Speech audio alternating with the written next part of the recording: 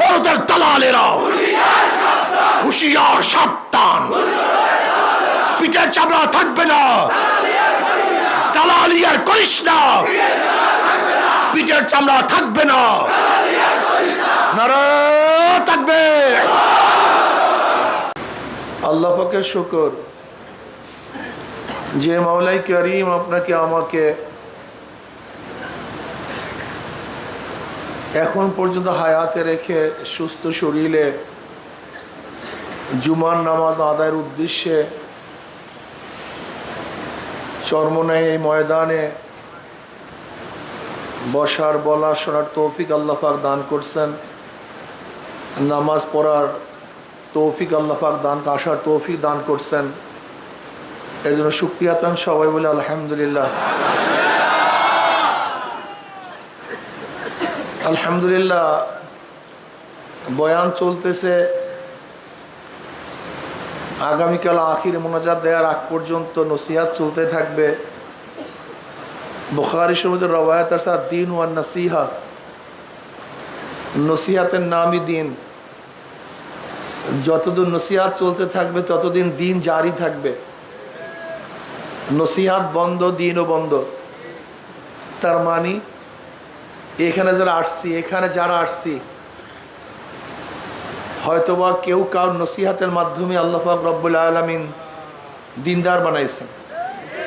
চাই সে যেই নসিহাত করুক না কেন, বাবা হোক, মা হোক, ভাই হোক, বন্ধু হোক, আলেম হোক, ওলামা হোক, যে কোনো একজন মানুষ আপনাকে বলছে তুমি এই কাজটা করো, তুমি নামাজ পড়ো, নাকি ভাই?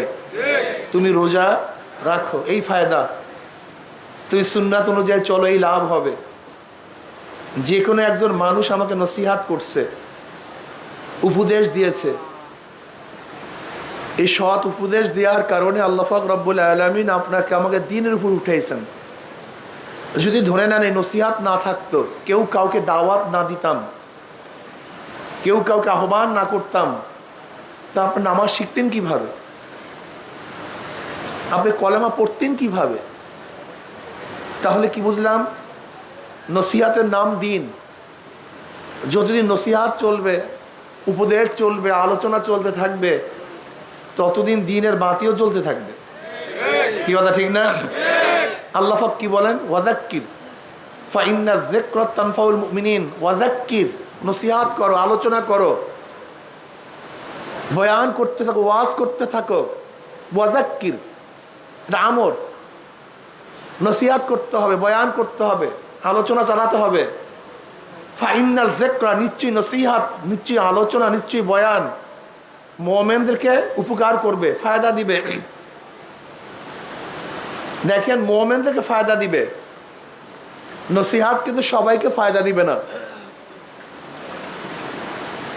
20টি মরা জমিন যাতা করে, সেখান থেকে ফসল ফলায়, জমিন ফেটে যায়, শক্ত হয়ে যায়, পাথর মাত্রা হয়ে যায়, কিন্তু বৃষ্টি পড়ার পরে সেই শক্ত জমিন কি হয়? নরম হয়ে যায়। ঘাসগুলি মরে গিয়েছিল, বৃষ্টি পড়ার পরে দেখা যায় আবার সবুজ, আবার জাতা হয়ে গেছে। কিন্তু হ্যাঁ, বৃষ্টি তো মরা জমিনকে জাতা করে, কিন্তু সব জমিনের ফায়দা হয় না। মাটি মার্কা জমিন ফায়দা হয়, কিন্তু পাথর মার্কা জমিনের মধ্যে 1000 বছর বৃষ্টি পড়লেও সেখানে একটা ফসলও ফলবে না। কি কথা ঠিক না? জমিনটা হতে হবে মাটি মার্কা, যতই শক্ত হোক, কিন্তু যদি মাটি মার্কা হয় সেখানে পানি পড়ার সাথে সাথে নরম হবে। কিন্তু যদি পাথর মার্কা হয় সেখানে 1000 বছর বৃষ্টি পড়লেও সেই জমিন কিন্তু নরম হবে না।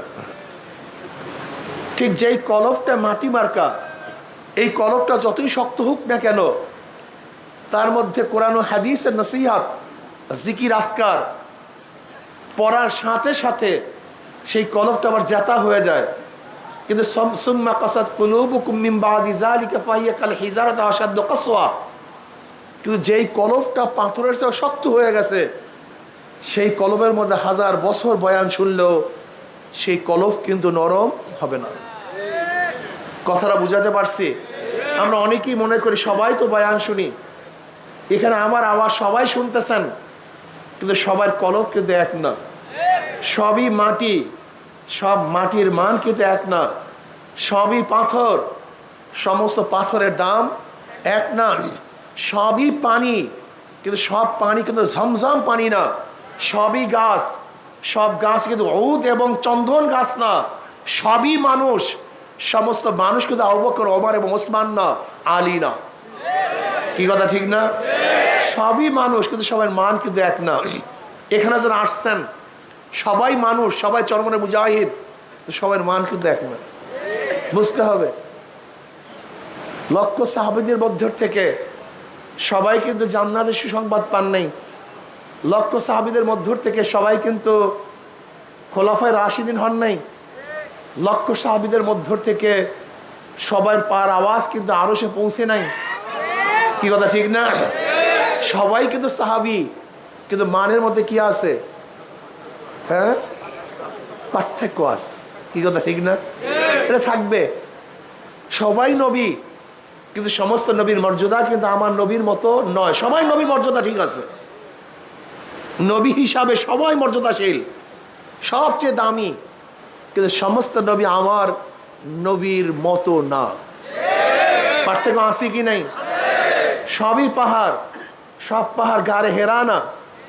সবই ভূমি, কিন্তু সব জমিন কিন্তু মক্কা মদিনা না। এর মধ্যে পার্থক্য আছে কি নাই?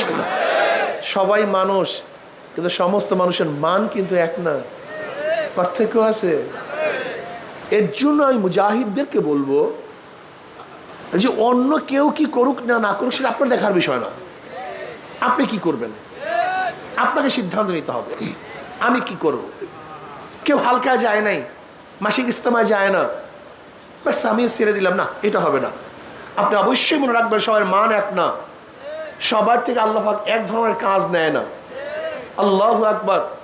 অনেক জায়গায় দেখছি চরমনা সাধারণ মুজাহিদ, কিন্তু তাদের দাওয়াতের কারণে দাওয়াতের তাসির এত মারাত্মক। যেখানে দাওয়াত দেয় আল্লাহ পাক সেখানেই দেখা যায় ফুল ফলাতে থাকে, ফসল ফলাতে থাকে। সেখানে সুন্দর সুন্দর সুন্দর সুন্দর মানুষ তৈয়ার হয়ে যায়, যা চিন্তাও করা যায় না।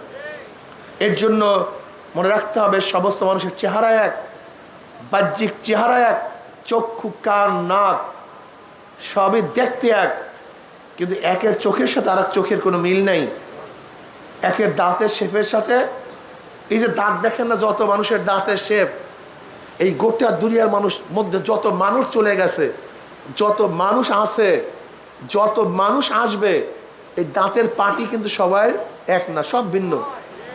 এই যত দুনিয়ায় মানুষ দেখেন না, সবাই দাঁতের শেপ কি সব ভিন্ন। আশ্চর্য হয়ে যাবেন। আল্লাহ পাক কি বলেন, অফি আনফুসিকুম আফালা তুবসিরুন, আমি তো তোর মধ্যেই আছি, তুই কেন দেখো না? আপনি চিন্তা করতে পারছেন গোটা দুনিয়ার মধ্যে দাঁতের শেপের মধ্যে আল্লাহ পাক কত ডিজাইন করছেন? এই ডিজাইন করছেন কিভাবে আপনি চিন্তা করতে পারছেন? একদিনও চিন্তা করেননি। হ্যাঁ, এই গোটা দুনিয়ার যত মানুষের চক্ষু দেখেন, যারা চলে গেছে, যারা আছে, যারা আসবে, এরকম গোটা দুনিয়ার মানুষের চক্ষু তো ডাইরেক্ট দেখা যায় এক, কিন্তু কারোর চোখের সাথে কারোর চোখের কোনো মিল নেই। এই গোটা দুনিয়া যত মানুষ চলে গেছে, যত মানুষ আছে, যত মানুষ আসবে, হাতের ছাপের সাথে, এই আঙ্গুলের ছাপের সাথে আর একজনের আঙ্গুলের ছাপের মিল নাই, কণ্ঠের সাথে মিল নেই, চেহারার সাথে মিল নাই। কি ভাবছেন? কি কোন ডিজাইনার এত ছোট্ট জায়গার মতো এত ডিজাইন কিভাবে করছে? 5 টাকার সাজের থেকে 5 টাকার নোট বের হয়, 10 টাকার সাজের থেকে 10 টাকার নোট বের হয়, 100 টাকার সাজের থেকে 100 টাকার নোট বের হয়। আর আমার মার সাজ একটাই, মেটালও এক, সেখান থেকে আমরা হাজার হাজার হাজার হাজার সন্তান বের হইতেছি। একই মায়ের সাজের থেকে 7 ভাই, 10 ভাই, 11 ভাই, 15 ভাই বের হলাম, অনেক বোন বের হলাম।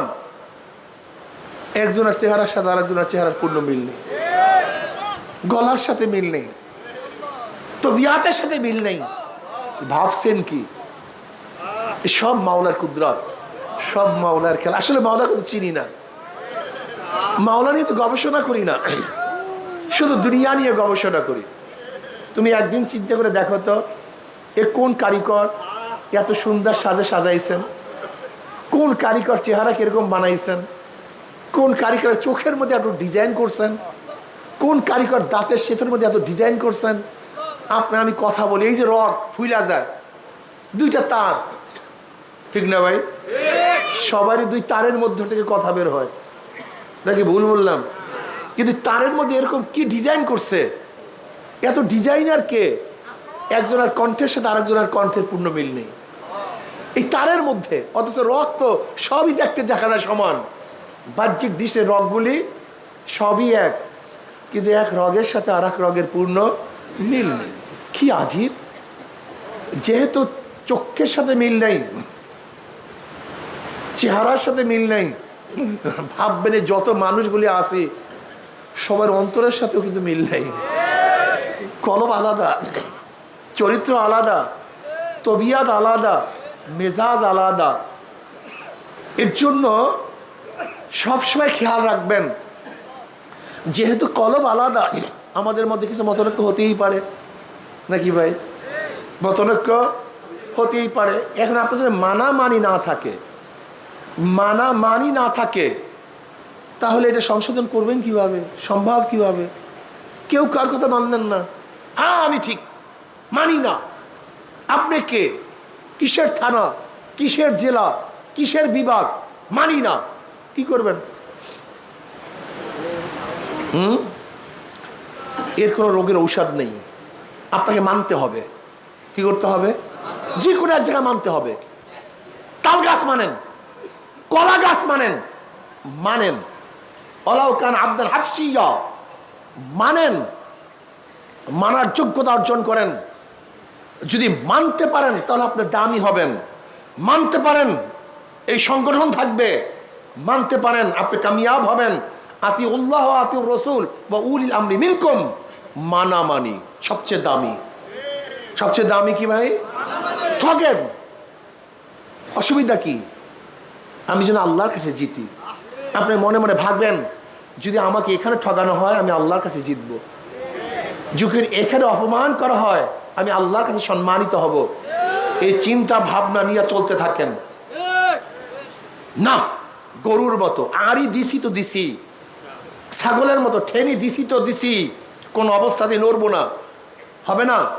দেখেন, বুঝেন, আপনার আমার গায়ে সুন্দর একটা জামা, এই জামাটা ছিল এক থান, কোনো ফাড়া ছিল না, চিরা ছিল না, টুকরা ছিল না, কিন্তু দর্জি কি করছে?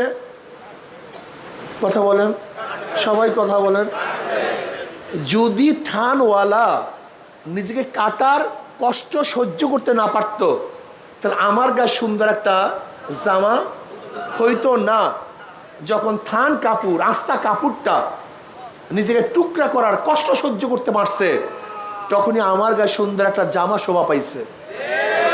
আপনাকে কষ্ট সহ্য করতে হবে। মিলাতে গেলে, জোড়া দিতে গেলে, আপনি দেখছেন বিল্ডিংগুলি, কোনো ইট আস্তা থাকে, কোনো ইট ধাম ধাম ভেঙে ফেলে। এখন কোনো ইট যদি বলে আমাকে ভাঙছো কেন, ওইটা আস্তা, আমি কেন আস্তা থাকবো না? ওইটাকে তুমি কোপ দাও নাই, তুমি আঘাত করো নাই, আর আমাকে থাম থাম আঘাত করে আমাকে ভেঙে ফেলছো, আমি থাকবো না। আমাকে মেশিনের মধ্যে দিয়ে তুমি টুকরা টুকরা করে একেবারে খোয়া বানায় ফেলাইতেছ। আর কত ইট আস্তা আছে, প্রত্যেকটা ইট যদি প্রত্যেকের স্থানে থাকতো যে আমি ভাঙবো না, আমি টুকরা হব না, তাহলে কোনো বিল্ডিং, কথা বলেন না কেন, কোনো বিল্ডিং হইতো না। কোনো একটা ইটকে অবশ্যই ভাঙ্গার আঘাত সহ্য করতে হবে, টুকরা হওয়ার আঘাত সহ্য করতে হবে, নয়তো জোড়া দেওয়া যায় না, ইমারত হয় না। দেখেন, আজকে আমরা বিল্ডিং দেখে খুবই আকৃষ্ট হই, কত সুন্দর বিল্ডিং, লেকিন আমরা কি দেখি? উপরের কিছু ইট দেখতেছি। এরকম ইট কিন্তু মাটির নিচেও কিছু আছে, যে ইটকে কোনোদিন কেউ দেখবে না। যদি মাটির নিচের ইটগুলিকে নিজেকে লুকাবার, নিজেকে ধ্বংস করার, চিরতরে মাটির নিচে যাওয়ার কষ্ট সহ্য করতে না পারত, তাহলে তার উপর এত সুন্দর ইমারত হইতো না। কিছু ইট নিজেকে বিলীন করে দিয়েছে, এই নিজেকে বিলীন করার কারণে তার উপরে সুন্দর ইমারত হয়েছে।